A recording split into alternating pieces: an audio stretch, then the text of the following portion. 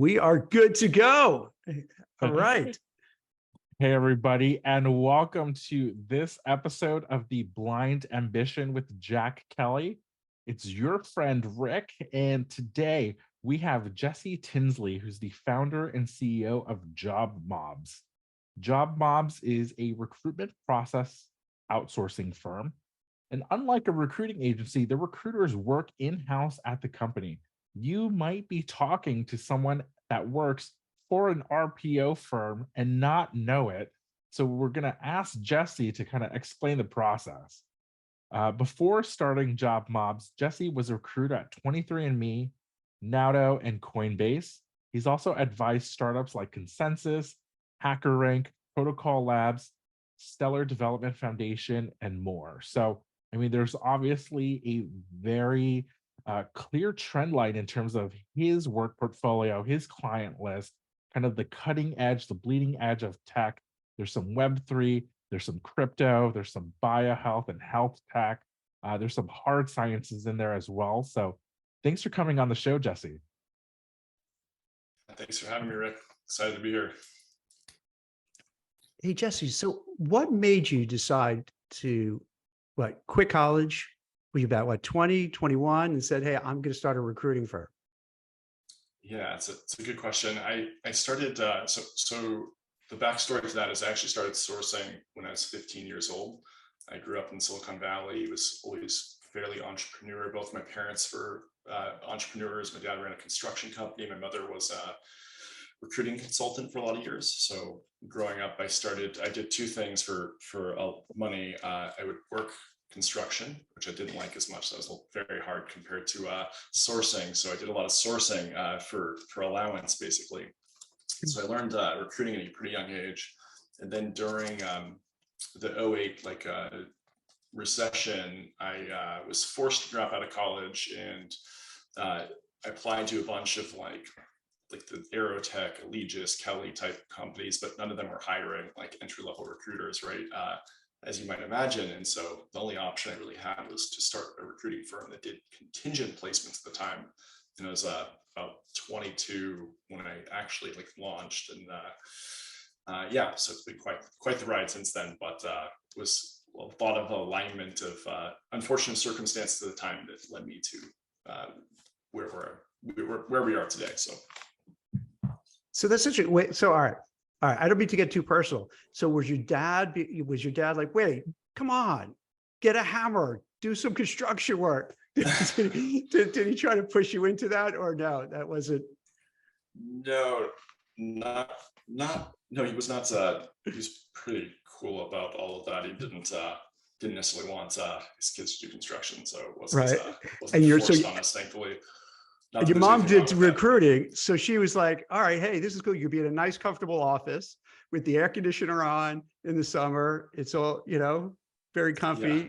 Maybe that's a better route than being outside in the hot weather, doing construction work. For sure. And I think my first taste of Silicon Valley too is one of our first customers early on was 23andMe, and I showed up there. And 23andMe at the time, Anne was married to Sergey Brin, the co-founder of Google. And so it was mini Google at 23andMe. There were 30 people, and it was just like Google's campus, but packed into this small office off Shoreline Boulevard. And it was pretty eye-opening for being a 23-year-old going into your first tech office. It was pretty fun, especially that one in particular. So. I mean, so can you walk us through the early stages of that entrepreneurial spirit? I mean, as early as 15, sourcing, when did it finally click that, it could come from a side gig or a passion project to actually hey, I actually can do this full time and run a business there? It took a while. I think, so I think there's a few things. I was working, even when I was starting the company, because I didn't have any money. I was pretty broke at 22, like most, I think 22-year-olds are. And I worked as a firefighter on the weekends. So I worked for CAL FIRE, which is a lot of fun. So that's my backstory there. I basically bootstrapped it through having another full-time job. And I did that for a couple of years, and then things kind of took off around like 2015, and that's 2015 is kind of when the big shift happened, and I went all in towards the end of that year. It's early 2016. So Now, can but you I've always give been, us a, yeah, go ahead. no, like, can you give us a sneak peek into, what it was like to get those first clients, to be able to walk into Shoreline Boulevard and step into 23andMe and talk to like folks that were kind of connected to that inner circle of Silicon Valley, like that you're just 1 degree away from Google, basically. Yeah, it's pretty cool. Yeah, we went to for one of the team offsites. It was that summer of 2013, went to Sergey Brin's house for the company like annual party, or like biannual party, which was pretty cool. But yeah, it was pretty eye-opening. I think pretty easy to get enamored with all the cool gadgets and tech and amazing people within that industry, and that's kind of what kind of sucked me in. From there, I was kind of hooked, and from there, it was kind of just a rock journey with a lot of first customer basically opened up everything else that we kind of did, because at the time 23andMe was a well regarded like early stage company with a lot of potential. Obviously went public a few years ago, and so yeah, it was a really good sticking point for like customer reference and whatnot. So it was pretty exciting. Got lucky with the first customer being a successful exited company, which helped. So it was a lot of fun. So how'd you ramp up the business? Because you have a lot of customers, right? You have a lot of clients. Yeah, if you fast forward today, yeah, it looks a lot different than it did 5 to 10 years ago. Yeah, currently today we have over 150 active customers. We've got team members across the globe supporting different regions, right? We support hiring in Ireland, UK, most of Europe, India, Singapore, Australia, Argentina, Brazil, and obviously the US, Canada. And I think, you have different sectors, but this is how I got to know you from Twitter, is that, your passion is tech. And I know you do other verticals as well, but let's say within the tech sector, what are you seeing now? Like, it seems like the layoffs have subsided a little bit. And from your postings, it looks like you're kind of net positive that things are turning around for the better. Is that what you're seeing? Yeah, I think definitely trending that way. So I think like if you look at tech, since call it like the end of Q1 2022, you saw then was like a massive ramp up, right? Basically like no layoffs for the previous 2 years of that time frame going back to COVID. And then you see a ramp up of layoffs spiking probably middle of this year, May or June, roughly. I think there's a cool chart I posted. We could share that infographic, but it was posted.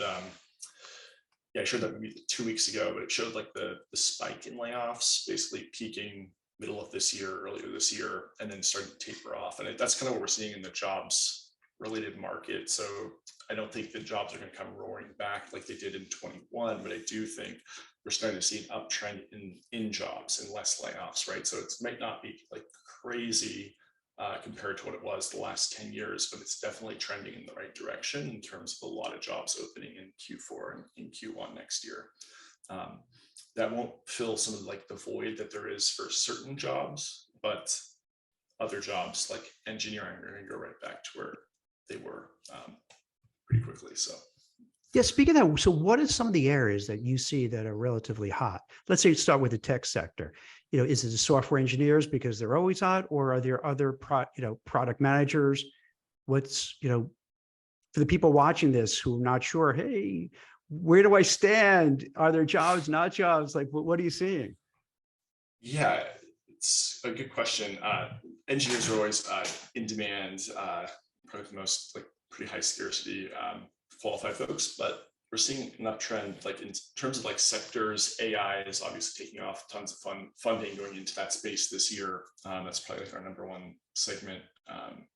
if you're looking for jobs and listening, Unlearn AI, Baton AI, like all doing like cool autonomous stuff that they're hiring a lot of engineers and data scientists. And then from there, it's like you probably see like product managers, and then a mix of like go-to-market functions starting to ramp back up, like marketing and sales, business development, business operations, business strategy.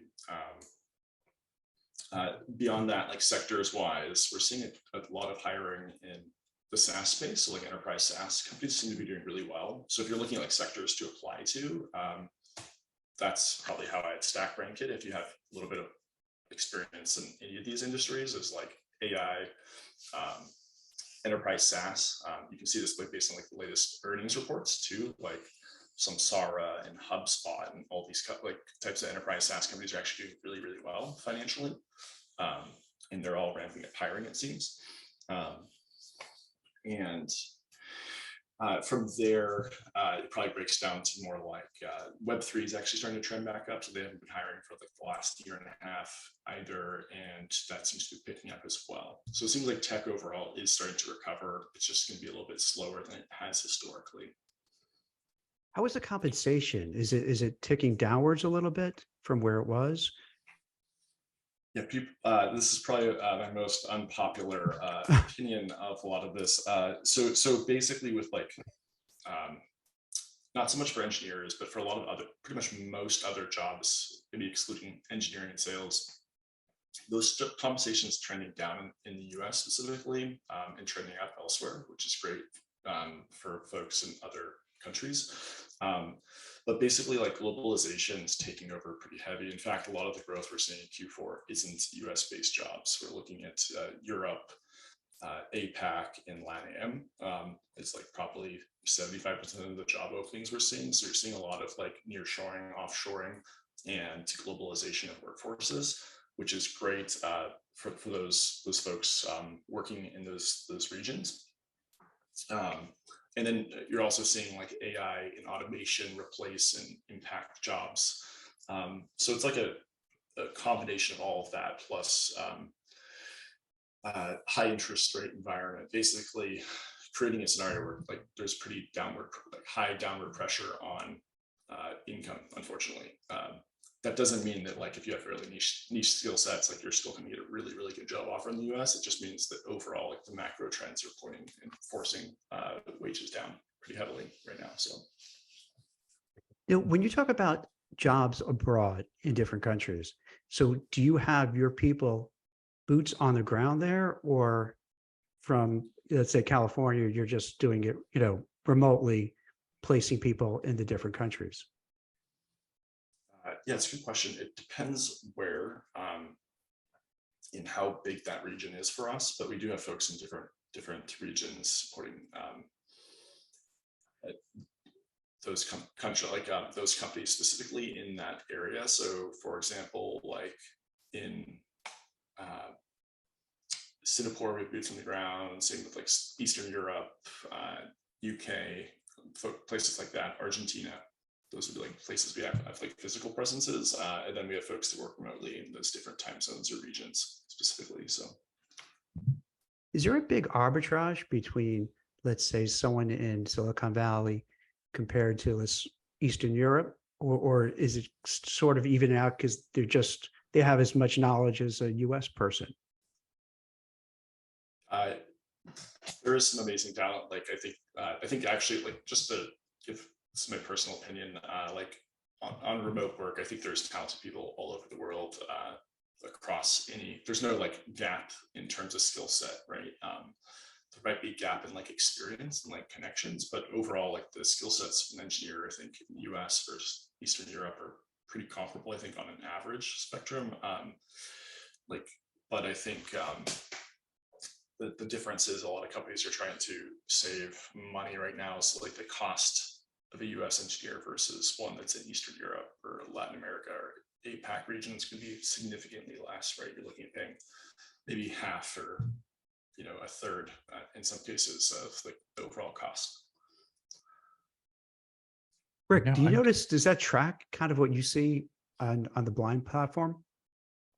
Yes, indeed. I mean, we're seeing some large publicly listed companies Lyft, Intuit, those types that are hiring abroad, right? And so they have development, so-called development centers, or they are a common trend is there are some startups that are even getting into this where they're hiring developers that are in Latin America, South America, because there's a great level of cultural and like language, English language, American culture fluency, as well as the hard skills in engineering. And the time zone difference is pretty much the same, if not maybe just 1 or 2 hours ahead. And so you're able to kind of really get the most out of your dollar there. Where we're seeing companies that are hiring in Poland, India, um, the UK, even some that are using Canada as a North America base because of the ongoing immigration issues in the US, right? Some of their employees, they can't get their H-1B visa in the lottery, or some, folks that are abroad that aren't even going to bother trying to figure out the US immigration and stand in that line when they can just get that permanent residency in Canada much sooner. Yeah, did they just do this recently where you could just, I don't want to say cut in front of the line, but if you're a tech person with certain skill sets, welcome, come right in, right? It's Canada Canada, did, by the yes, where they specifically targeted folks that are in the US or had an interest in the US, Mhm. where basically if you had an H-1B visa, for some of these folks, depending on your country of origin, the line for getting that H-1B visa to getting your kind of permanent residency card, your green card status can be years, even a decade or longer. And so Canada said, hey, if you have this H-1B visa, come to Canada and you'll get that permanent residency in 2 years, maybe 3 years. And that program actually filled up on the first day. Tens of thousands of people raised their Wow. hands and took them up and said, you know what, I'm willing to go to Team Canada. And so we're seeing that a lot in spades in the tech industry. Yeah, like, do you see people from the platform who are like, all right, I'm out of here. Where did so-and-so go? Up, he's in Canada now, or she's in Canada now. No, that's exactly right. I mean, there was one post that certainly surprised me that I saw in Blind in the last week. It was this startup called Rippling, and they actually had a job posting that was called the Return to India program, Mm. where if you are, an Indian national and you're here in the U.S., working for somewhere else or working internally at Rippling, they're building out a development center in India, and you can go there and kind of be the basically the leaders or the heads of that uh, department or your function or your business unit in India. Literally, like returning folks back to land in these higher roles, these more compensated job functions, which is amazing in terms of what they're able to do in terms of kind of being creative with that talent finding. Wow. Hey, hey, Jess, Rick, I don't mean to get too heavy with this, but do you think these kind of things where with Rippling, with Deal, with remote, moving jobs all over, the world, is that like a net negative for US white collar workers where all of a sudden you're not just competing against people in New York City or Chicago against each other. Now you're competing with the whole world. Yeah, it definitely makes jobs a lot more competitive overall, right? Instead of, to your point, like instead of just imply, like normally, like competing for a job in just like the San Francisco Bay Area or whatever city you live in, now you're competing with thousands of people for a remote job across the globe, right? I think to Rick's point actually brings up valid points that we're seeing actually too. Like one trend is a lot of companies not backfilling roles in the US. So if they have a bunch of attrition in engineering or product or wherever, they will then go and move that entire, or at least part of that team, to a lower cost area like India or Argentina for labor. And that has good tech talent as well. But I think we're going to see a lot more of that from my vantage point. And I think it's a net positive overall for people across these countries, because tech won't just be isolated to Silicon Valley and Seattle and New York. It'll be a global presence, which I think is great overall. And you're situated in a good spot for that, Jess, because you have connections across the world. So it's like, okay, hey, you want it in Canada, fine. You want it in India, fine. You want it in wherever, Latin America, cool. We'll help out. Yeah, we're lucky to be at have the vantage point of helping a lot of these companies hire remotely for the last 5 years across the globe. And an interesting trend actually from that timeline is 4 to 5 years ago, 90% of our hires were in the US, and now it's less than half, right? Wow. And it keeps trending down. So that's a huge shift overall with tech hiring. Rick, Jess, do you think it makes sense for people who are watching this now or in the replay that they have to look forward to saying, maybe I have to get comfortable with the fact that I might need to relocate, not just to a different city or state, but now to a different country, just to be relevant and to have a job and to move forward with my career? Is that, you think that's something that's, because the way you guys are talking about, that seems where the future is going. Do you think that's what people have to be prepared for?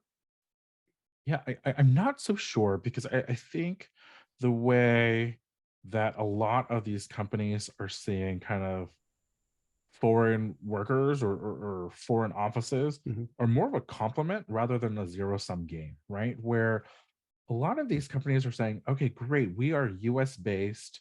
Our head office, our headquarters are in the US. That's where most of our folks are. And so we're still going to have these engineers. We're still going to have these product managers. We're just going to still have these strategy folks in the US, but maybe they're going to be creating the roadmap. They're going to be kind of doing that heavy lifting up front. And the beauty with time zones is, let's say that you're doing all of this work in the US day, and at night when your US team is logging off, you have the folks on the other side of the planet that are logging back on and picking up that work, right? And so from a company's perspective, to kind of work in this globalized workforce, you really get a benefit from just kind of quote unquote being on 24/7, right? And having your team always churning out work. If they have any questions, there's coverage, right? On the other side of the world, in terms of time zone, in terms of skill set, in terms of function area. And so you're really able to kind of do higher level work, right? It's almost like I compare it with the concern about AI and these large language models and whether they'll kill all of these jobs. I mean, they're certainly gonna take away some jobs, but the new jobs that they create, or for the existing roles, the higher level work that they unlock, I think certainly outweigh these kind of short term, consequences, I suppose. Speaking of AI, so Jesse, you mentioned before that that's kind of one of the hot sectors. What type of roles, if someone wants to get into AI, what kind of background do they need? How hard is it to get into it? If can you take coursework? What do you think? Is it going to be too saturated too soon because it got just so hot? Yeah, it's a good question. I think there's a big trend towards a lot of courses and content and ways to basically continue your education in the space. And there's a lot of ways to get into data science more broadly. It can intersect or overlap with AI quite a bit. In fact, it's a lot of folks would think that you need a PhD in computer science to get into AI or AI research. That's not necessarily the case. There's a lot of great data scientists that come into the space that have econ degrees, right, or some other mathematical based background. And I think there's a lot of overlap there. So I think I would definitely recommend, though, don't do it unless you're passionate about the space, because who knows, this is hot for now. The segment could shift back to, crypto the last few years was hot, and then, there's all sorts of shifts in the industry, what's popular. So definitely a skill set I think worth knowing and like getting into, but definitely recommend folks be passionate about it if they're going to do it. It's a big commitment to learn a lot of that stuff, but I think there's going to be a lot of opportunity for folks that can show a consistent track record there. So like, even if you don't have background in AI per se, but there's ways to contribute to communities or create content as you're learning, right? And like showing that you have not only like the ability to learn a new sector, but also going out and creating content and sharing that more broadly, right? Like you're passionate about it. And I think that would be a huge differentiator in interviewing. Doesn't guarantee success, right? There's a lot of steps that go into an interview process, from just applying, networking, and going through all of the process. But I think that's a big component too. And if I'm a hiring manager, looking at your resume and background, like what's the continuous ongoing like learning and creation of like content. No, that makes a lot of sense. I mean, Jesse, I think I really appreciate your expertise here. We've been able to get really in the weeds in terms of U.S. hiring versus abroad, sector by sector hiring trends. But I want to take a step back and kind of introduce the audience into why we're speaking and why you have this expertise and how you've been able to amass it in such a short amount of time. You're an entrepreneur, you're a founder and CEO of a recruitment processing outsourcing firm. Can you explain what recruitment process outsourcing is for the audience? Why our audience might actually be more familiar than they might think, even if they've never heard of the acronym RPO before. Yeah, it's a great question. So recruitment process outsourcing simply is a company that's growing a lot, needs additional resourcing, and can't support it internally. And so we'll take over a project-based hiring. Maybe it's hiring like 100 engineers in a short time frame, right? We'll actually execute all of the kickoffs, like operations, scheduling, sourcing, recruiting, closing those candidates. Or it could just be as simple as plugging in individual recruiters into a company to support their internal teams through a growth sprint. I think the difference between using an RPO company and just hiring contractors, generally speaking, is we'll stand behind our service 100%. So what that means is if we don't hit certain KPIs or deliverables, we're going to either spend more money to make it happen or find a way to make it right to the customer. Whereas like an independent contractor is not going to do that if they don't hire anyone in 6 months. So overall, it's a great outcome for like businesses, and we're seeing a huge uptrend there, especially as a lot of tech companies laid off. Unfortunately, a lot of their recruiting teams, RPO and like contract or contingent labor is like ramping back up pretty heavily. And I think that'll be an ongoing trend, at least for the next couple of years, as companies start to hire again. So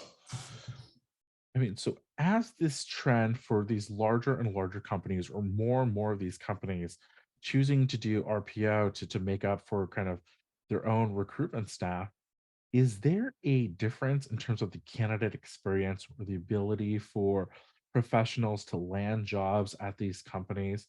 There's some debate in the community on Blind whether it's more advantageous to work with an in-house recruiter versus someone that's at a recruiting agency.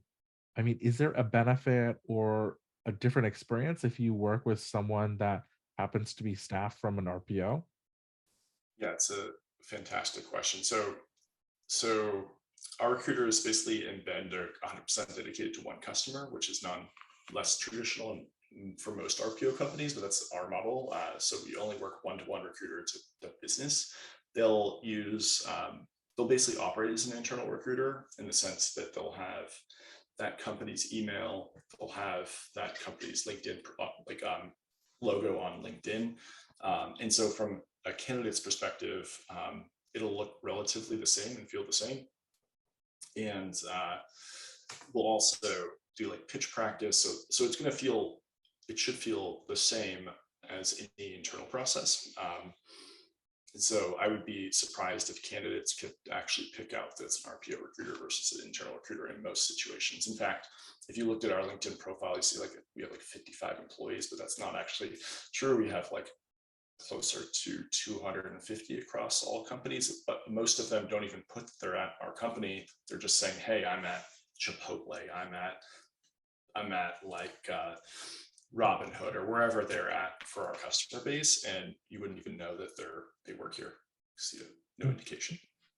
Wow. So for a candidate, they apply to a role, they're applying to, let's say, 23andMe or Robinhood.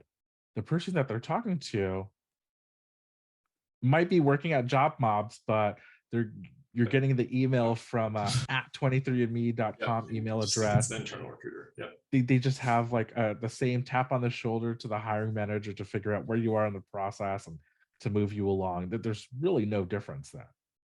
Yeah, one actual benefit I will say that this is not this is obviously dependent on the account, but like generally speaking, it's an advantage to talk to RPO recruiters, because let's say you talk to one of our recruiters, let's say Jane, and she's at XYZ company, and they just closed that role out, right? Nothing to do with the candidate, and there's no like future plans to open. Jane could introduce one of our team members, say, hey, for this role, like for a bit, but like talk to John and Jim and everyone else on our team that are hiring for these roles. So you can get introduced to dozens of other companies thereafter. And just to be clear, we do not share candidates across segments. This is only to benefit candidates and companies if the role is closed permanently, right? And so that's a huge advantage for those companies and candidates to get additional resource flow. Wow. So it's actually more like if you talk to an internal recruiter, they're going to have nothing else for you most likely, right? But with an RPO company, we might, like if those roles just closed out or something to that effect, I would almost guarantee we have another company hiring for the same role.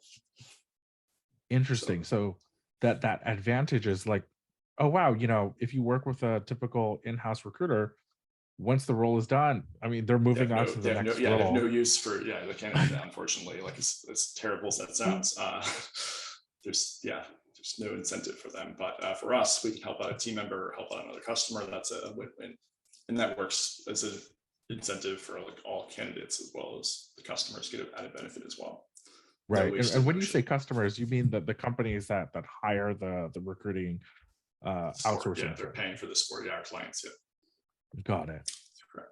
Yeah, and it's interesting. Tell me if this makes sense, Jesse. Put aside job mobs, but just call it widget RPO. It seems there's a benefit, I think, in part, is that you're not involved with all the internal politics that goes on. So if you're an internal talent acquisition person, you always have that tug of war with the HR person, with the hiring manager, with the boss. You have all these things. It's like a family. You have all those like squabbles and stuff.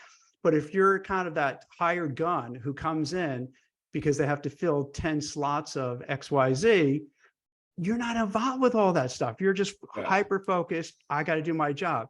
And that's a big benefit. Also, to me, from the outside, because I've never worked at it as an RPO, as a third party recruiter, it's also, I think, kind of like you're a management consultant, because if you're working at Robinhood one day and then you're working at Google next month, and then you're working at Meta a third month and so forth, you get a good zeitgeist feeling of how each one does things. And then you could incorporate that into figuring out compensation, what they look for, what the competition is doing.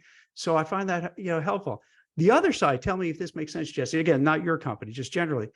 Sometimes it's harder because the person doesn't know the politics behind the schemes that's going on. So then they're at a little bit disadvantage because they don't know how much should I push to get this person more money, how much, so it's an interesting, different concept.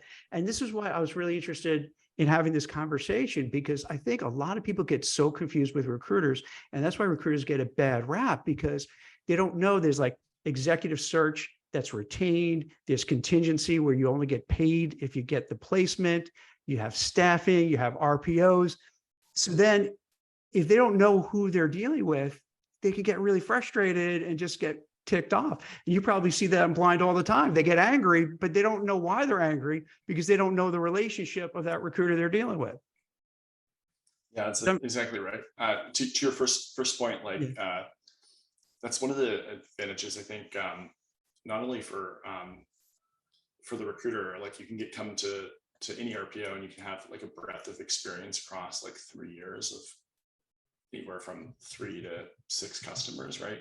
And so you're getting a lot of like, as opposed to being like having a jumpy job history, where you're jumping from consulting gig to consulting gig. So, hey, I was at this RPO company for 3 years and I worked at XYZ companies, right? A list. So like really great to gain experience. Also like just learning from all of our other recruiters, right? So like our recruiters are across 150 plus different customers. You can learn from all of those folks, how they're doing it, and get information and feedback and like benchmarking across all of that data. So that's pretty cool.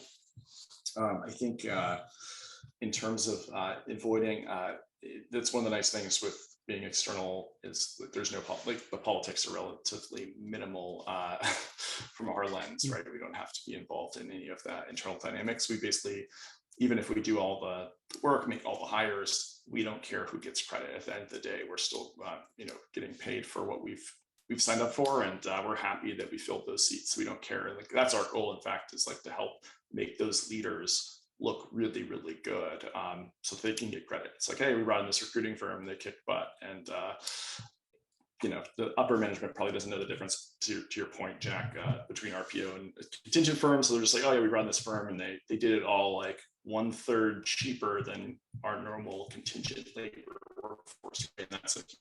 So that's if you don't want to get a little inside baseball, so if I understand it correctly too, that firms like yourself, you would bid on that contract, right? And then you would have a certain amount, so that, well, let's say from a recruiter like myself, you might have a 25%, 30% placement fee if you place somebody like a mid to senior level person, where if you're in an RPO, you would probably bid to get that business and set kind of a set price. Is that a little inside baseball stuff? Like, is that how that works? Happy to share. So yeah, our model's a bit more direct in terms of like it's usually a flat monthly cost depending on like resourcing and project scope. Sometimes there's success fees, depends on the customer and what they're looking to do, and length of project and everything else. But just to give some like generalities, it's usually 1/3 to 1/4 the cost of contingent labor, or even retained labor, in terms of working with like recruiting firms. So your cost per hire is probably sub 10,000 in terms of technical hiring, which is really, really cheap, depending on how you measure it, of course. And for like some of the more like G&A and general administrative type roles, probably closer to like sub 5,000. So point being is it saves a lot of money. It's much more economical than even in-house recruiting, which if you can add up like all the different costs. It ends up being much more effective because you can ramp up and off, like ramp on and off. So for example, if you're Coinbase and you need to scale and like hire 1,000 people, you could ramp up for 6 months plus and then scale to 0 recruiters. And that basically allows them to save quite a bit of money. You can't do that in-house. If you hire 50 recruiters, ramp up in 6 months, then ramp to 0, like a lot of people are gonna be upset on Blind commenting about it. So it's probably a better way of doing things. In fact, a lot of our recruiters, weren't impacted during layoffs, whereas I think like across tech industry, I mean, recruiting layoffs are probably like, unemployment rate's probably like above 40%, some huge number. It's crushed. I don't have data on it, but like it's huge. It's like at least 1 in 3 recruiters. Jesse, what do you think about this? If let's say you're a recruiter, you're going to get 20, 25%, and you're looking at a fee that could be 20 to 50 to 70 to $100,000. So when somebody on Blind is looking and you get a recruiter who's really pushy, they're pushy because they have a lot of money at stake. Whereas opposed to Jesse's model, you don't have that big amount of money. So like, you're not going to be that aggressive in your face, nagging, pushing. Does that make sense? Right. So it's like, there's a huge difference. So like when people say like, oh my God, this recruiter won't leave me alone, they keep nagging me. Well, because that recruiter is going to get a huge fee. So they're going to do everything they can. Whereas if it's like a flat cap kind of thing, for an RPO, you're not going to go, you're not going to be as like aggressive and annoying. Right, yeah. Does that make sense? yeah, we have aligned incentives, right, with our customers and with Yeah. candidate experience overall, right? Like we want what's best for them, like on both sides of the coin. Like we prefer not to hire somebody if we think it's not the right fit for a customer. Whereas like if you're a contingency, you would never say that. RPO, like it's, we're fine giving our 2 cents, right? And so, yeah, it's definitely aligned incentive to, yeah, there's no need to be pushy, yeah, in general. So just not a good way to have good candidate experience. I think that's also like, yeah, why a lot of recruiters get bad reputations is for that very reason, right? It's like the misaligned incentives, right? You're basically incentivizing behavior that wouldn't normally be acceptable working in-house. So, but to be clear, I mean, from a candidate perspective, these compensation, like they're not paying, right? So it's the company that's paying these outside folks, but it might be in your advantage to Jack's point to work with that agency recruiter because they're going to go to bat for you, right?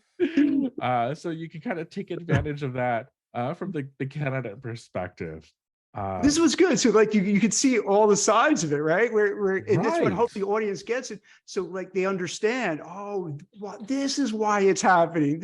Now I get why they're acting the way they do. Yeah, I think one thing I could like advise to like candidates if I was looking is you could just ask the recruiter what the relationship is, right? Like, are you working on like the way that you could frame it is, are you working a retained contract, which means they've already gotten some of the money up front and they get some when they close? Are they working contingent, which is going to be they get all the money or no money when they make a hire or not?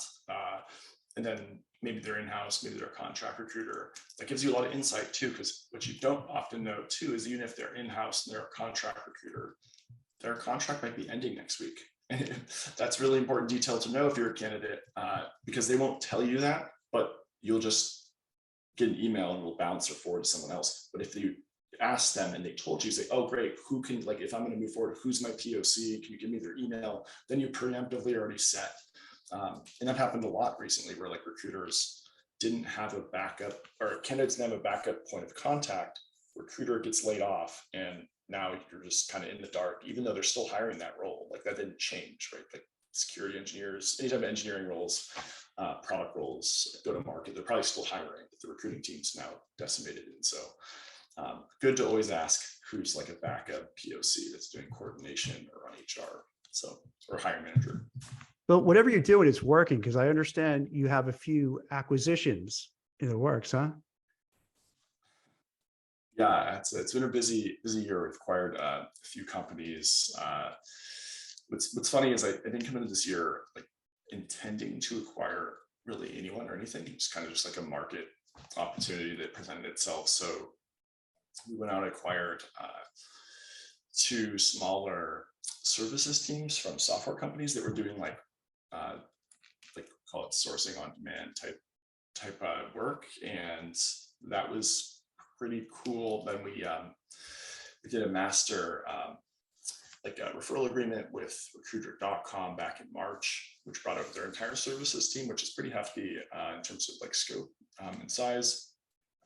And then we brought in Flawless Recruit, which is like an amazing, they're led by Anders Sundquist, and he's like one of the most amazing leaders in the space. In fact, they're our largest competitor for tech RPOs. Probably battled with them the most. And then we brought in, recently, the announcement was recruiter.com's IP. So we'll have recruiter.com, the domain and all of the IP there. And then we're also closing, there'll be an announcement next week for closing an employer of record. It'll go compete with like a remote.com and Deal. And our focus there is to again provide better like overall support, because I think a lot of these companies have focused on the product side, which is pretty basic. I think the problem goes back to like candidate experience, or like the employees are getting payrolled, not getting a lot of good support and services. And so that's where our focus is going to be with a lot of this stuff, is focused on outcomes for individuals and not so much like broad set like customers per se. So excited about it. We've done a lot. It's been a busy year. It seems like it's gone over blink of an eye, but lots more to go on and happen, and some announcements coming up. So happy to elaborate on any of those, but that's the high level overview. That was input for you.